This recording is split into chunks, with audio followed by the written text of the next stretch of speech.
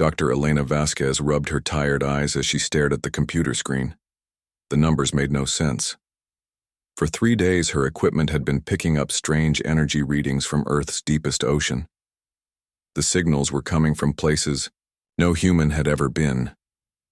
This can't be right, she whispered to herself. Elena worked on Luna Station, a research base on the moon. She studied old alien artifacts that people found on Earth and other planets. Most of the artifacts were small pieces of metal or crystal that glowed with unknown energy. Scientists had been trying to understand them for 50 years, but they remained a mystery. The energy signature she was seeing now was exactly the same as those artifacts, but it was 1,000,000 times stronger. Elena's computer began beeping loudly. Red warning lights flashed across her screen. Something massive had just appeared at the edge of the solar system. "Computer, show me what's out there," she said. The main screen changed to show space near Pluto. At first, Elena saw nothing but stars. Then the computer enhanced the image. Ships began to appear, dozens of them.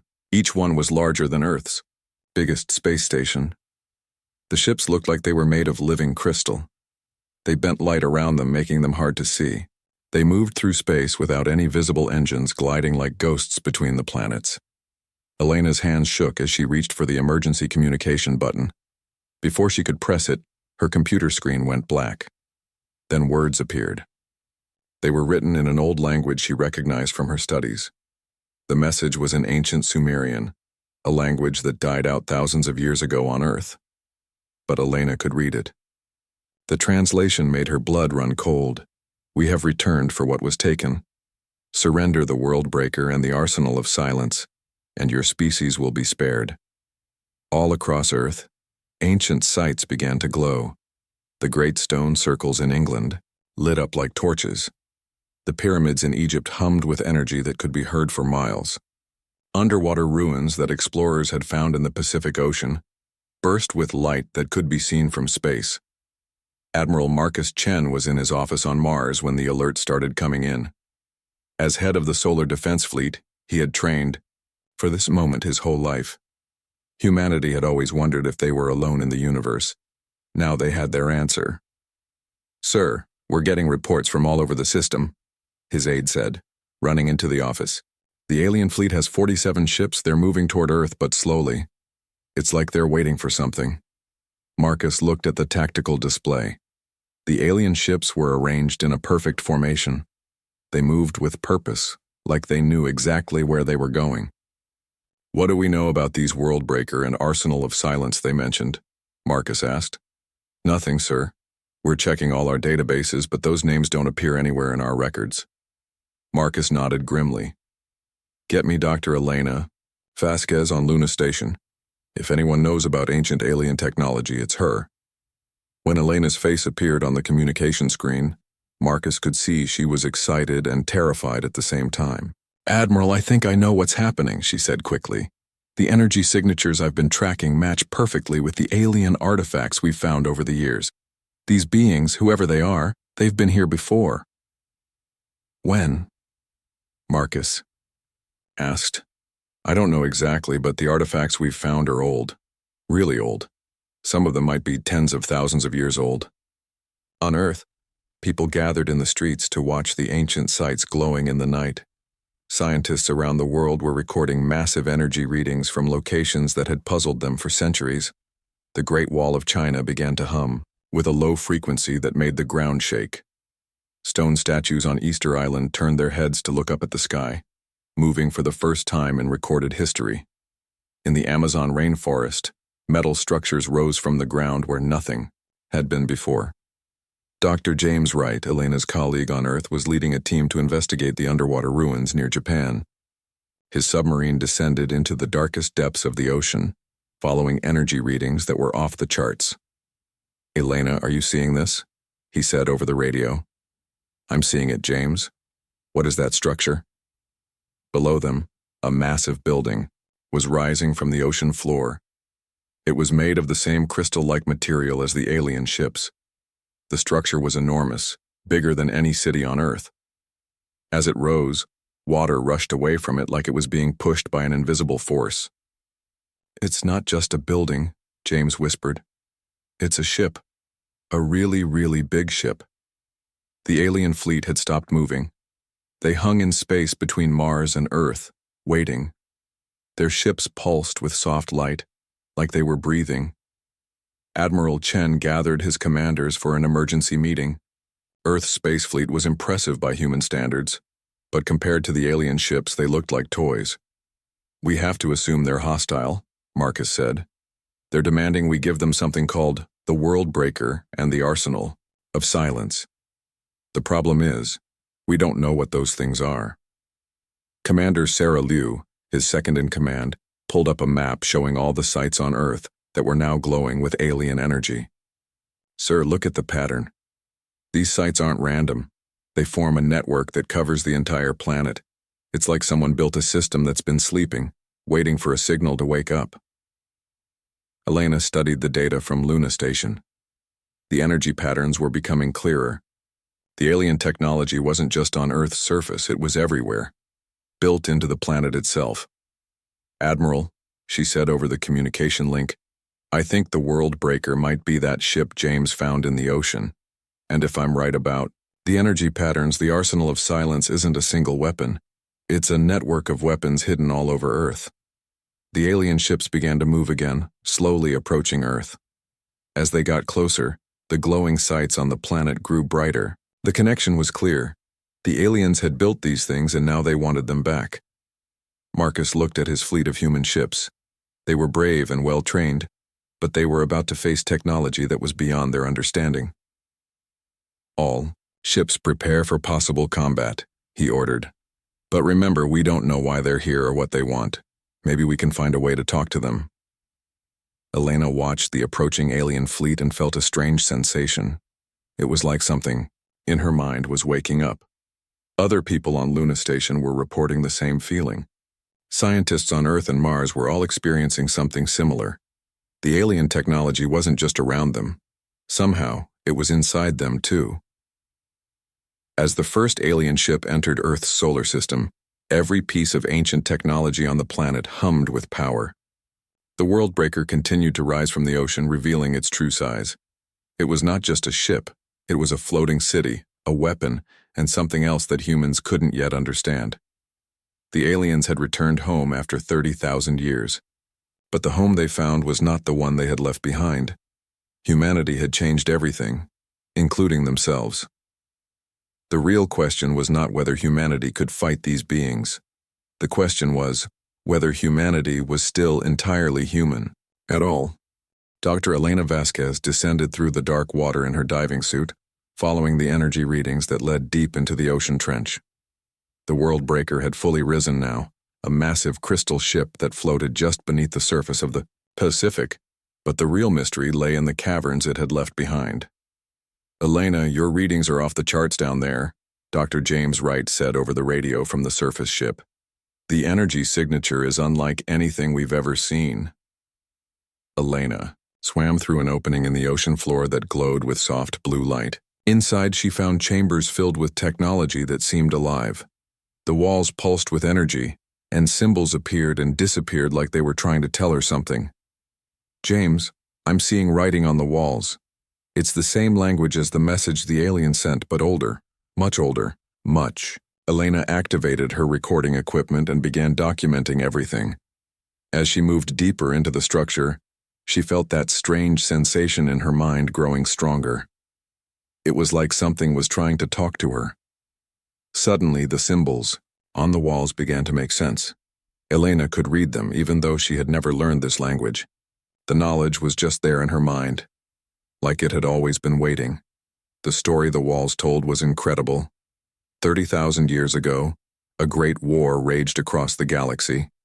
The beings who called themselves the Kethmori were fighting against something terrible that consumed entire star systems. During a desperate battle, one of their most powerful ships, the World Breaker, was badly damaged and crashed on a young planet called Earth. The ship's artificial intelligence was dying, but it had one last mission. It needed to hide the ship's most dangerous weapons, the Arsenal of Silence, until the Kethmori could return for them. But Earth was inhabited by primitive creatures who had just learned to use fire. The AI made a decision that changed everything.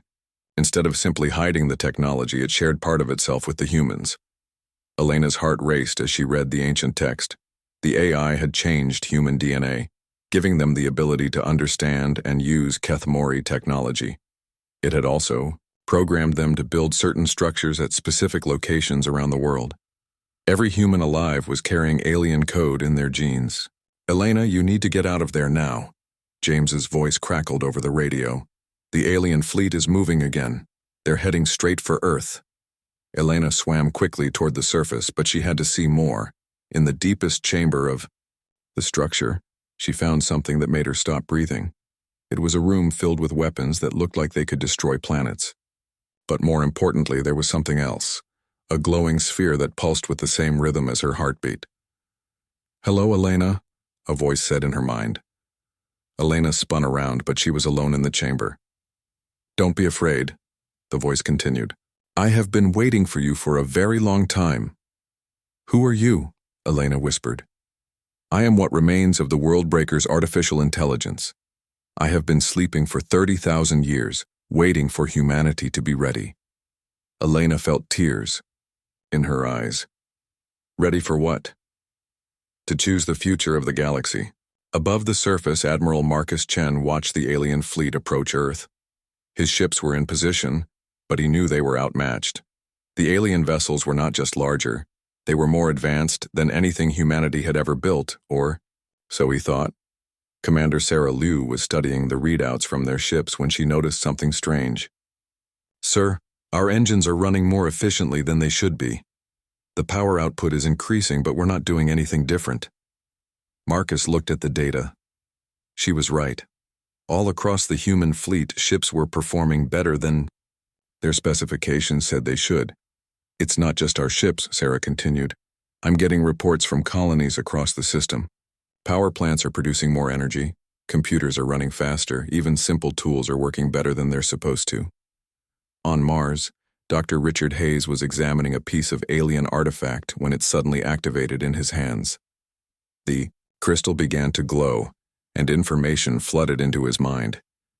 He could see star charts, weapon designs, and technologies that humanity had never imagined.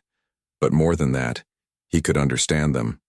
The knowledge felt familiar, like remembering, something he had forgotten. "This is impossible," he muttered.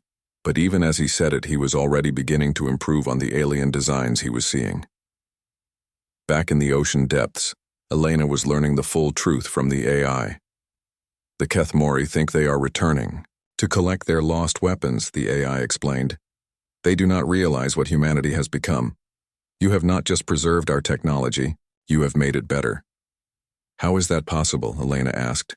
"Humans are different from the Kethmori. They build on what came before, always improving, always adapting. The genetic changes I made gave you the ability to understand our technology. But your human creativity has made it evolve." Elena looked at the weapons around her. Now that she could see them clearly, she realized they were not the same as they had been 30,000 years ago. Somehow, without anyone knowing it, they had been slowly changing, becoming more than what they were designed to be. "Every human carries part of my original programming," the AI continued. "But each generation has added something new. You have turned weapons of destruction into tools of creation. You have made our technology alive in a way we never could." The alien fleet was now close enough to Earth that people could see them with the naked eye. The Kethmori ships were beautiful but cold, like perfect machines. In contrast, the human ships looked smaller and rougher, but they hummed with energy that seemed warm and alive. Admiral Chen opened a communication channel to the alien fleet. "This is Admiral Marcus Chen of the Human Solar Defense Fleet. You have entered our solar system and made demands. We are willing to talk, but we will defend our home if necessary." The reply came immediately, in perfect English this time. "Humans, you have grown since we left, but you still possess what belongs to us. Return the Worldbreaker and the Arsenal of Silence, and we will allow your species to continue existing." Marcus looked at his tactical display. The alien ships had stopped just outside Earth's orbital range. They were waiting for an answer. "We don't fully understand what you're looking for," Marcus replied. but we're willing to discuss this peacefully." "Peace?" The alien voice seemed surprised. "You are a young species. You cannot comprehend the power you possess. The arsenal of silence can destroy entire star systems.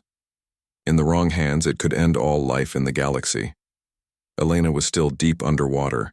When she heard this conversation through her communication equipment, she knew the aliens were wrong about one thing.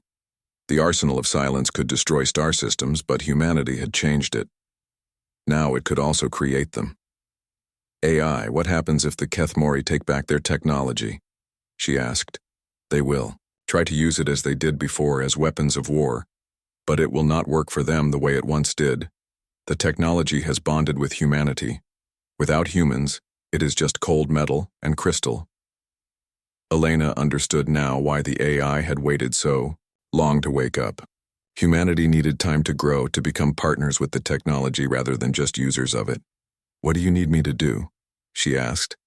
"Surface. Show the Kethmori what their lost children have become." As Elena swam toward the surface, every human in the solar system felt something changing in their minds. The alien programming that had slept in their DNA for thousands of generations was finally activating completely. Admiral Chen felt it too. Suddenly, he could see his ships not as separate vessels, but as part of a larger organism. He could sense every human in his fleet, and they could sense him. "Sir," Commander Liu said, her voice filled with wonder, "I think we're about to find out what humanity is really capable of." The alien fleet waited in space, confident in their superior technology. They had no idea that they were not facing the primitive species they had left behind 30,000 years ago. They were facing something entirely new. A fusion of alien technology and human creativity that had never existed before in the galaxy. The real test was about to begin. The first alien attack came without warning. Beams of pure energy lanced out from the Kethmori ships, targeting Earth's orbital defense stations. The weapons should have destroyed them instantly. Instead, the stations absorbed the energy and grew brighter. Admiral Marcus Chen watched in amazement as his defense platforms began to pulse with power they had never possessed before. The absorbed alien energy was being converted into something else, something better. "All ships, defensive positions," he ordered, but his voice carried more confidence than it had moments before. He could feel the connection to every human in his fleet growing stronger. The Kethmori fleet paused, clearly surprised by what they had just witnessed. Their perfect formation shifted slightly, showing the first sign of uncertainty. Commander Sarah Liu was monitoring the tactical displays when she noticed something incredible. "Sir, our ships are moving in perfect coordination, but no one is giving those orders." Marcus looked at the display and saw she was right. The human fleet was repositioning itself with a precision that should have been impossible. Ships were moving like they were parts of a single organism, anticipating each other's actions. "It's not just our ships," Sarah continued, her voice filled with wonder.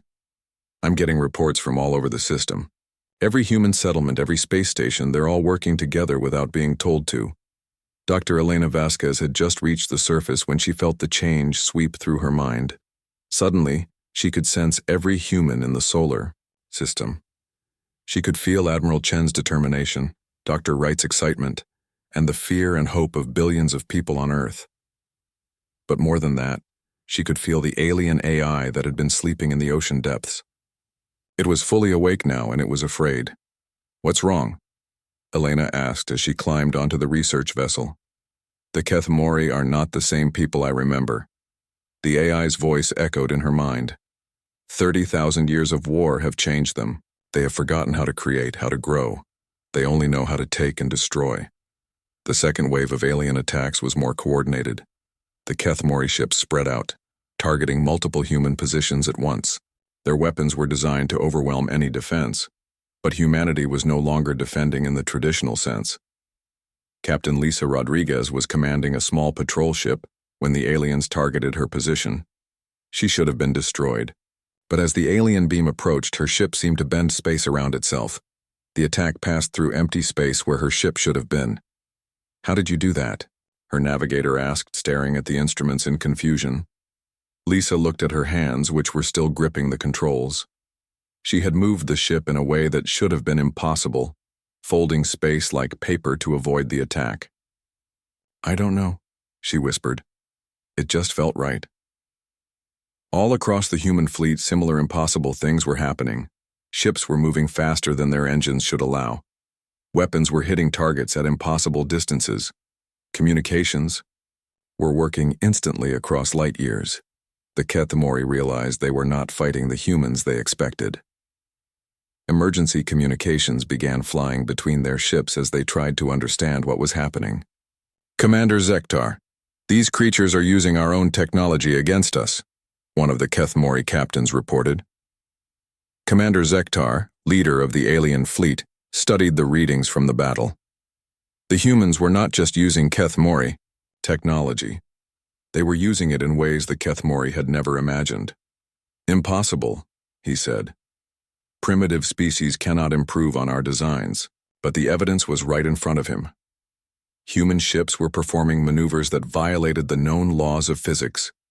Their weapons were more efficient than Kethmori equivalents. Even their defensive systems were beyond what should have been possible. Dr. Elena Vasquez was now back on Luna Station, interfacing directly with the research computers. As soon as she touched the keyboard, the entire station's computer network came alive in a way it never had before. "James, are you seeing this?" she called to Dr. Wright, who was monitoring from Earth.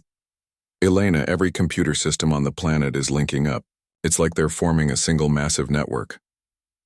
Elena nodded, understanding what was happening. The alien AI had programmed humanity not just to use individual pieces of technology, but to connect all technology into a living system. "It's not just the computers," she realized. "It's everything. Every tool, every machine, every piece of technology that humans have ever built. It's all becoming part of one giant organism." Admiral Chen felt the change wash over his fleet. Suddenly, every ship under his command was connected not just to each other, but to every piece of human technology in the solar system. His tactical display now showed not just his own ships, but manufacturing facilities on Mars, research stations, in the asteroid belt, and even simple tools being used by colonists on distant moons. Everything was part of the same system. "Sarah, we're not just coordinating our fleet anymore," he said in amazement. "We're coordinating our entire civilization." The third alien attack was their most desperate. The Kethmori formed their ships into a single massive formation and fired all their weapons at once, targeting Earth itself. The attack should have destroyed the planet. Instead, every piece of human technology in the solar system activated at once. Defense stations, manufacturing facilities, research labs, even kitchen appliances in homes across Earth began to glow with energy. The alien attack struck an invisible barrier that surrounded the entire solar system.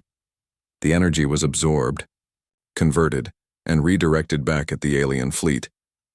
But the returned energy was not a weapon. It was something the Kethmori had not seen in thousands of years. A communication beam designed not to destroy, but to understand. Commander Zektar felt the human communication enter his mind.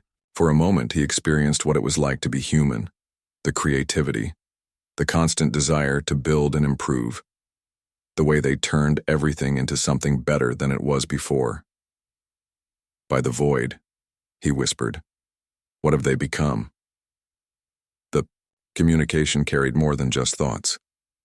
It carried memories of human history, how they had taken the alien AI's gift and used it to lift themselves up, how they had turned weapons into tools of exploration, how they had built a civilization based on cooperation rather than conquest.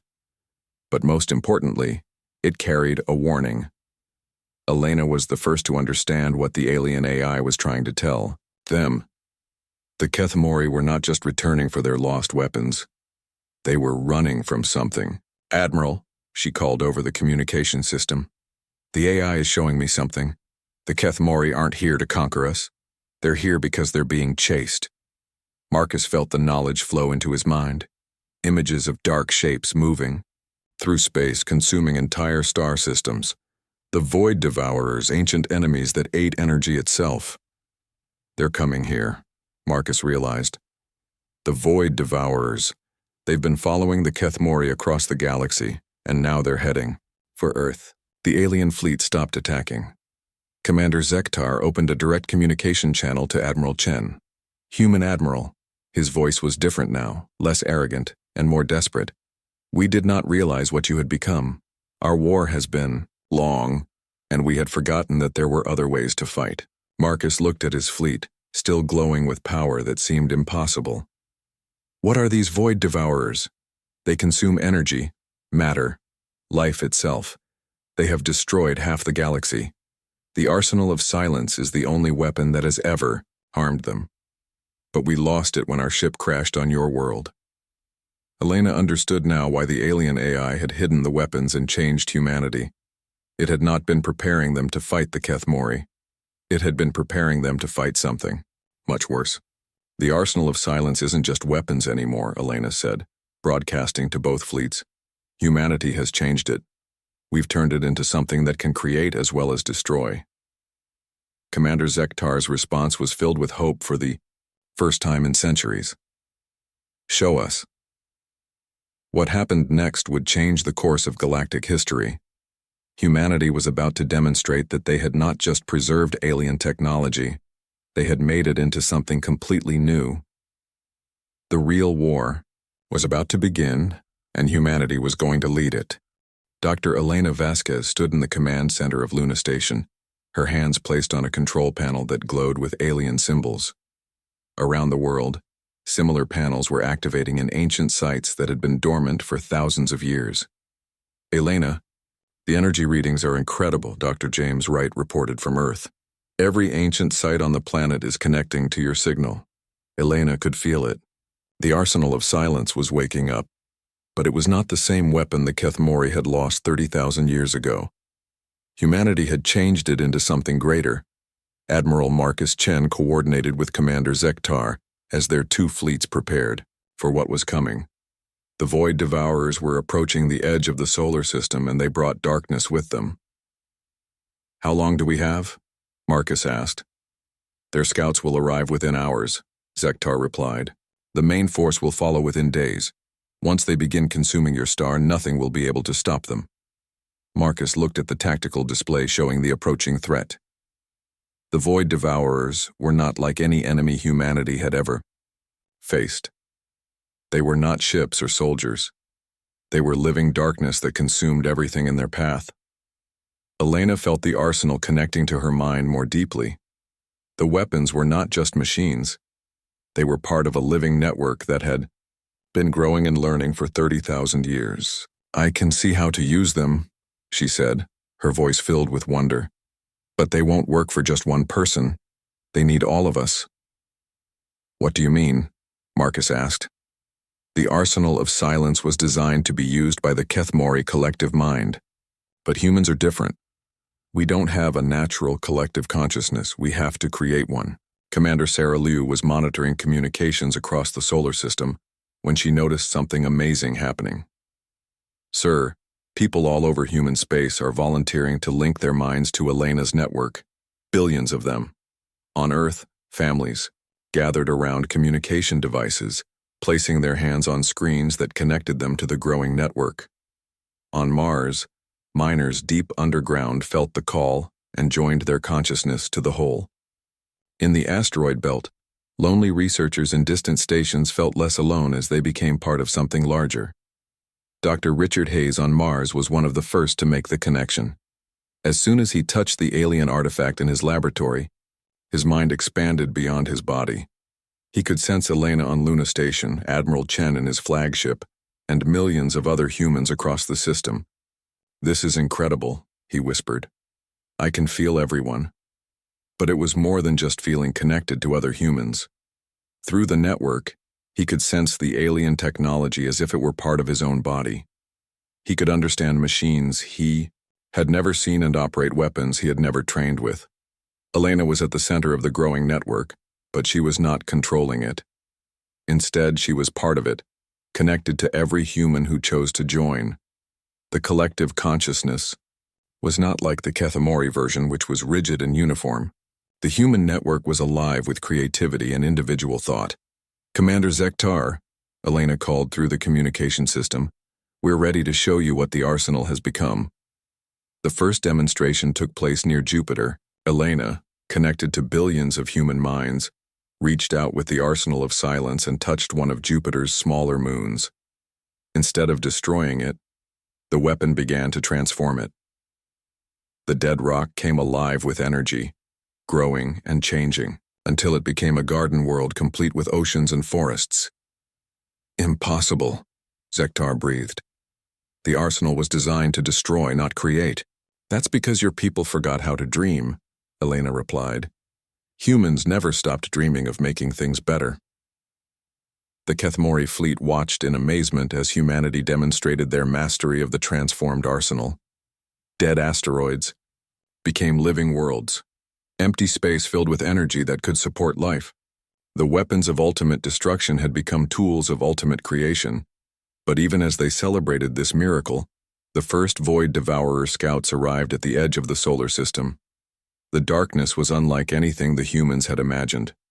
It was not the absence of light, but the absence of everything. Where the Void Devourers moved, stars went out, planets crumbled to dust, and space itself seemed to die. All human and Kethmori ships prepare for combat, Admiral Chen ordered. But he knew that conventional weapons would be useless against this enemy. Elena felt the approach of the Void Devourers through the collective consciousness. They were not just creatures. They were anti-life itself, the opposite of everything that lived and grew and dreamed. Everyone, focus your thoughts, she called out across the network. Remember what we're fighting for. Remember why life is worth preserving. The response was immediate and overwhelming. Billions of human minds shared their memories. Children laughing, lovers holding hands, scientists making discoveries, artists creating beauty, farmers growing food, builders constructing homes. The collective consciousness blazed with the joy and wonder of being alive. Elena channeled that energy through the arsenal of silence, but instead of firing weapons, she created something entirely new. Around the solar system, barriers of pure life energy began to form. Where the Void Devourers consumed everything, these barriers would create everything. The first major battle took place near Pluto. A massive Void Devourer, larger than a moon, approached the barrier. Where it touched the life energy, an incredible reaction occurred. Instead of the darkness consuming the light began to consume the darkness. The Void Devourer shrieked across dimensions as it was forced to experience what it had destroyed. The joy of existence, the beauty of creation, the power of hope. Commander Zektar watched this impossible sight and felt something he had not experienced in centuries. Hope. Human Admiral, he called to Marcus. Your species has accomplished something we thought was impossible. You have found a way to not just fight the void, but to heal it. Elena felt the truth of those words through the network. The Void Devourers were not evil. They were empty. They consumed because they had forgotten how to create. The arsenal of silence, transformed by human dreams and alien technology, was teaching them to live again. But the main Void Devourer force was still approaching, and it was vast beyond imagination. Hundreds of entities that had consumed entire galaxies were heading for Earth, drawn by the light of the human collective consciousness. Elena, the energy requirements for stopping all of them will be enormous, Dr. Wright warned from Earth. I don't know if even our entire civilization can generate enough power. Elena smiled as she felt the response of the human network. People across the solar system were not just offering their minds to the collective. They were offering their hopes, their dreams, their very souls to the fight. We won't be fighting alone, she said. Watch. Across the galaxy, other species that had hidden from the Void Devourers for millennia felt the light of the human network. Civilizations that had given up hope began to reach out, adding their consciousness to the growing alliance. The Kethmori were first, their collective mind joining seamlessly with humanity's network, but they were followed by others, the crystal entities of the Andromeda Spiral, the energy beings of the Magellanic Clouds, the ancient machines of the galactic core. For the first time in millions of years, the galaxy was uniting against the darkness. Elena stood at the center of this incredible network. feeling the thoughts and dreams of countless species flowing through her mind. But she remained human, remained herself, even as she became part of something infinitely larger. "All right, everyone," she said, her voice carrying across light years to billions of minds. "Let's show the universe what hope looks like." The arsenal of silence transformed into the arsenal of life, began to charge for the battle that would determine the fate of all existence. The real war was about to begin, and for the first time in cosmic history, life itself was fighting back. The final battle began when the main Void Devourer force reached the outer edge of the solar system. They came not as ships or armies, but as a wave of absolute darkness that consumed light, matter, and hope itself. Dr. Elena Vasquez stood at the center of the greatest collective consciousness ever assembled. Billions of humans, millions of Keth Mori, and countless other species from across the galaxy had joined their minds into a single network of life and creativity. "Remember," she called out across the network, "we're not here to destroy them. We're here to remind them what they used to be." Admiral Marcus Chen coordinated the combined fleets as they took position around Earth. Human ships flew alongside Kethamori vessels. Their technologies merged into something greater than either species could achieve alone. "All ships, maintain formation," Marcus ordered. "We're the shield while Elena and the network do their work." Commander Zektar's voice joined the communication. "Human Admiral, in 30,000 years of war we never imagined this day would come. We are honored to fight beside you." The first wave of Void Devourers struck the solar system's outer defenses, where they touched the barriers of life energy that Elena had created. Reality itself began to change.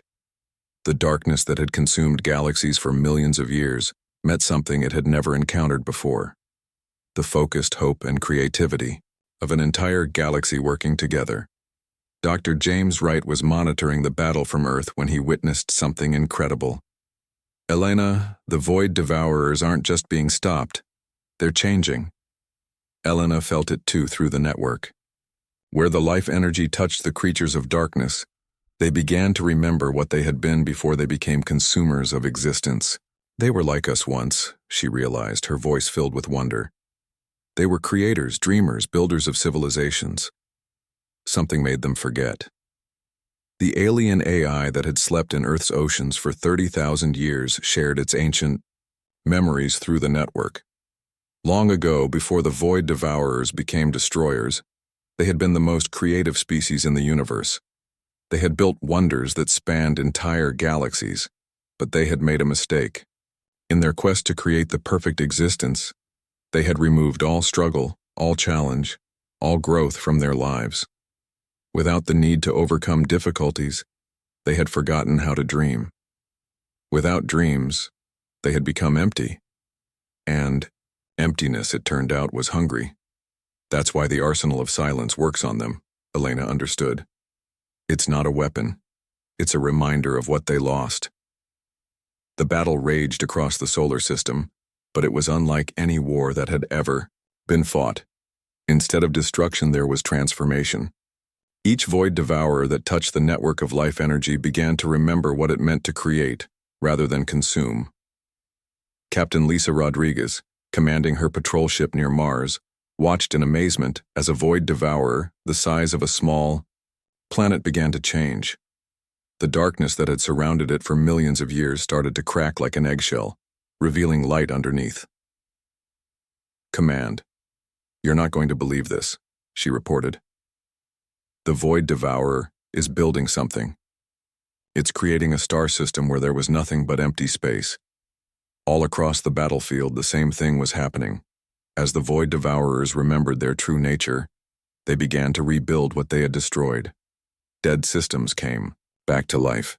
Consumed planets reformed from cosmic dust. Stars that had been extinguished began to burn again. But the largest and oldest of the Void Devourers was still approaching Earth. This one had consumed more than any other, and its hunger was so great that it threatened to overwhelm even the combined consciousness of the Galactic Alliance. Elena felt the weight of its approach pressing against her mind. This creature had been feeding on the death of civilizations for so long that it had almost forgotten it had ever been anything else. Elena, the energy requirements are too high, Dr. Wright warned. If you try to convert this one, it might drain the entire network. Elena looked around the command center of Luna Station, where her colleagues were monitoring the flow of consciousness from billions of minds across the galaxy. She could feel their trust, their hope, their willingness to sacrifice everything for the chance to heal the universe. Sometimes you have to risk everything to save everything, she said quietly. She reached out with the full power of the arsenal of life, now supported by the dreams and hopes of an entire galaxy. The energy beam that struck the greatest void, Devourer, was not made of matter or force but of pure creativity and love. For a moment that seemed to last forever, the outcome was uncertain.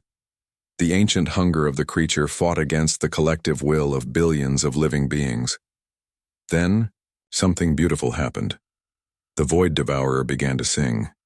It was a song of remembrance, of joy rediscovered, of creativity reborn. The sound carried across space itself, reaching every corner of the galaxy. Other Void Devourers heard it and remembered their own songs, their own dreams, their own desire to create rather than consume. The transformation was complete. The last of the great destroyers had become a creator once again. Admiral Chen watched from his command ship as the former Void Devourer began its greatest work. Using matter it had consumed over millions of years, it started building new star systems at an incredible pace. Planets formed in minutes, complete with oceans and forests and everything needed for life to flourish. Elena, what happens now? He asked. Elena smiled, feeling the vast network of consciousness that now connected species across the galaxy. Now, we build the future together. The AI that had waited in Earth's oceans for 30,000 years finally spoke directly to Elena. One last time. You have exceeded even my greatest hopes, it said. Humanity has not just saved the galaxy.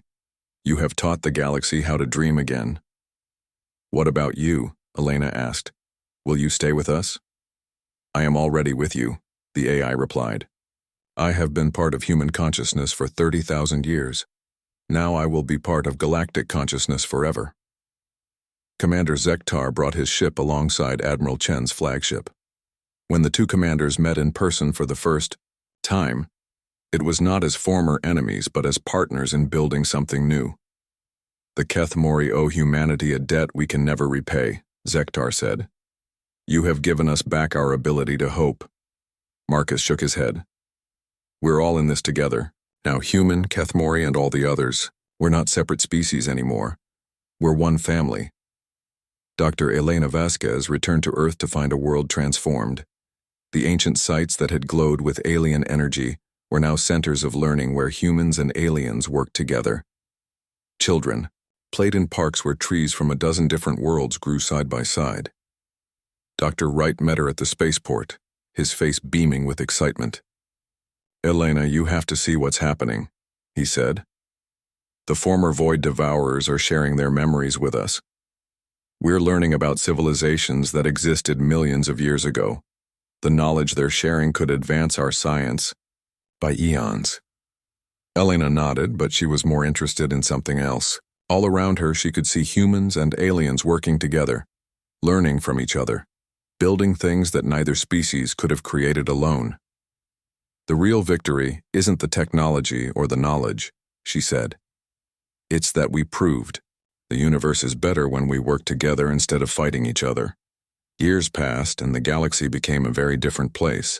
Where once there had been empty space between stars, now there were gardens floating in the void, created by the former Void Devourers as gifts to the living worlds. The arsenal of silence had been transformed into something new. The heart of creation, a network that connected all living beings in the galaxy and allowed them to share their dreams and hopes across impossible distances. Humanity spread to the stars, but they never forgot the lesson they had learned. Wherever they went, they brought not conquest but cooperation. They found other species and helped them join the galactic community. They turned weapons into tools, enemies into friends, and darkness into light. Elena, now much older, but still connected to the galactic network, often stood on Luna Station and looked out at the stars. Each one was now surrounded by living worlds, connected by bonds of friendship and cooperation that spanned the entire galaxy. Did we do the right thing? She sometimes wondered. The answer always came from the network itself, from billions of voices speaking as one. Yes. We chose hope over fear, creation over destruction, love over hate. And that has made all the difference. The galaxy was no longer a place of war and emptiness. It had become something beautiful, a community of dreamers working together to build wonders that none of them could have imagined alone. And at the heart of it all was a simple truth that humanity had taught the universe. The greatest power in existence was not the ability to destroy, but the ability to create, to hope, and to love. The real adventure was just beginning.